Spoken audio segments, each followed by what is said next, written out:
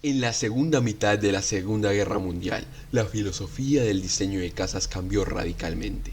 La agilidad pura de los primeros años, personificada por el Mitsubishi Zero, dio paso a la velocidad, el blindaje y la potencia de fuego. Los aviones se volvieron más pesados y sus cargas alares aumentaron drásticamente. Esto creó un problema táctico fundamental. Para girar cerrado y ponerse a la cola del enemigo, un piloto necesita aumentar el ángulo de ataque, lo que inevitablemente genera una resistencia masiva y una pérdida rápida de velocidad. Hoy en día las computadoras digitales gestionan este equilibrio mediante sistemas fly-by-wire, pero ¿y se les dijera que en 1944, asediados y sin recursos, los ingenieros japoneses desarrollaron una computadora analógica usando mercurio y presión de aire para hacer exactamente lo mismo? El origen de este sistema no está en Mitsubishi, sino en su rival, Kawanishi Aircraft Company. A mediados de la guerra, la Marina Imperial japonesa exigía lo imposible: cazas pesados y blindados capaces de enfrentarse a los Corsair y Hellcat americanos, pero que conservaran la legendaria maniobrabilidad del Zero. Los ingenieros de Kawanishi, liderados por Shizuo Kikuhara, sabían que la única forma de lograr que un avión pesado de ala media girara cerrado sin entrar en pérdida era aumentando la superficie y la curvatura del ala en el momento crítico de giro mediante el uso de flaps. Pero el combate aéreo es caótico. Pedirle a un piloto bajo estrés extremo que calculara la velocidad exacta y bajara manualmente una palanca de flaps en medio de un giro a altas G era poco realista. Si los bajaban demasiado rápido, la presión del aire los arrancaría; si los bajaban tarde, entraría en barrena.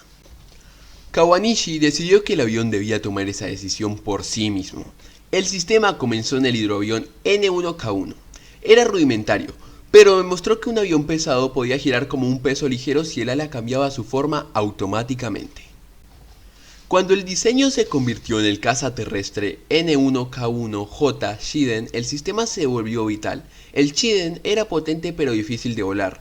Aquí el sistema de mercurio se perfeccionó para evitar que los pilotos novatos entraran en pérdida durante las maniobras de alta velocidad.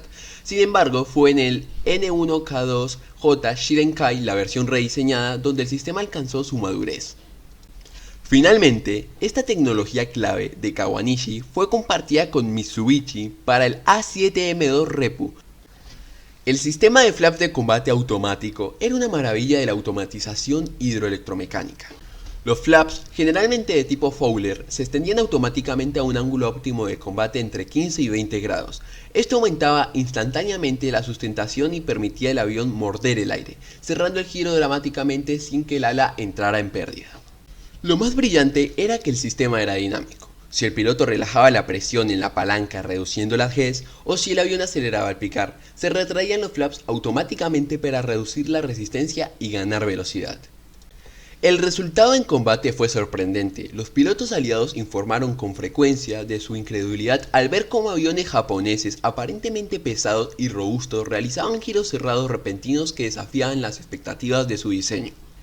El célebre as Saburo Sakai, al probar el prototipo A7M2 Repu equipado con este sistema en 1945, quedó atónito. A pesar de que el Repu era enorme comparado con su viejo Zero, Sakai afirmó que gracias a los flaps automáticos podía superar en maniobra a cualquier caza aliado de la época. Pero, ¿cómo funciona este sistema? Para entender la genialidad del sistema japonés, debemos analizarlo como una cadena de eventos lógicos. Pero antes, hagamos una pequeña pausa técnica aquí. Es importante mencionar que esta explicación es un modelo simplificado para entender su lógica. Debido a que muchos manuales originales del A7M y el Shidenkai se perdieron al final de la guerra, lo que estaremos viendo es la interpretación más precisa posible de su funcionamiento teórico. Dicho esto, continuemos con la explicación de su funcionamiento.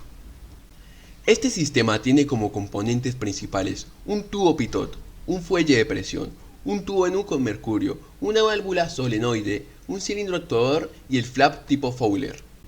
Todo comienza en el tubo pitot. Este no es solo para el velocímetro del piloto, envía una toma de aire directa hacia el fuelle de presión. Este fuelle actúa como un limitador de seguridad. Si la presión dinámica del aire es demasiado alta, indicando que el avión vuela a gran velocidad, el fuelle se expande y desconecta físicamente del circuito eléctrico. El cerebro, que detecta la intención del piloto, es un tubo en forma de U parcialmente lleno de mercurio.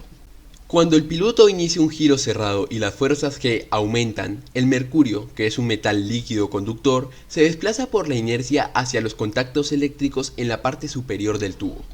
Solo cuando el mercurio cierra el circuito, el avión entiende que necesita sustentación extra para cerrar el radio de giro.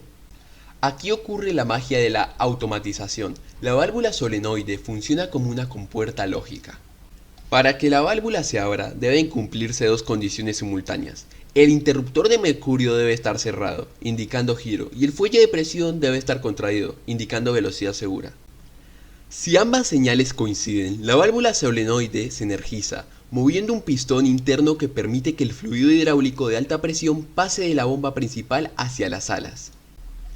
Una vez que la válvula solenoide da el visto bueno, el fluido hidráulico empuja el cilindro actuador ubicado dentro de la estructura alar. Este pistón aplica una fuerza lineal sobre un complejo sistema de rieles y varillas que expulsan la superficie de control hacia afuera. Finalmente llegamos al flap Fowler. A diferencia de un flap simple que solo baja, el flap Fowler se desliza hacia atrás antes de pivotar hacia abajo. Esto no solo cambia la curvatura del ala, sino que aumenta la superficie alar total. El avión genera un incremento masivo de sustentación, sin un aumento proporcional excesivo de resistencia, permitiendo que un caza pesado como el A7M2 Repu ejecute maniobras que normalmente solo un avión mucho más ligero podría realizar. El sistema de flaps automáticos de Kawanishi y Mitsubishi llegó demasiado tarde y en números demasiado escasos para alterar el curso de la guerra en el Pacífico. Sin embargo, desde una perspectiva de ingeniería representa un logro notable. Fue una solución ingeniosa, creada bajo una presión inimaginable, que utilizaba física básica para resolver un problema aerodinámico complejo, décadas antes de la llegada de las computadoras digitales.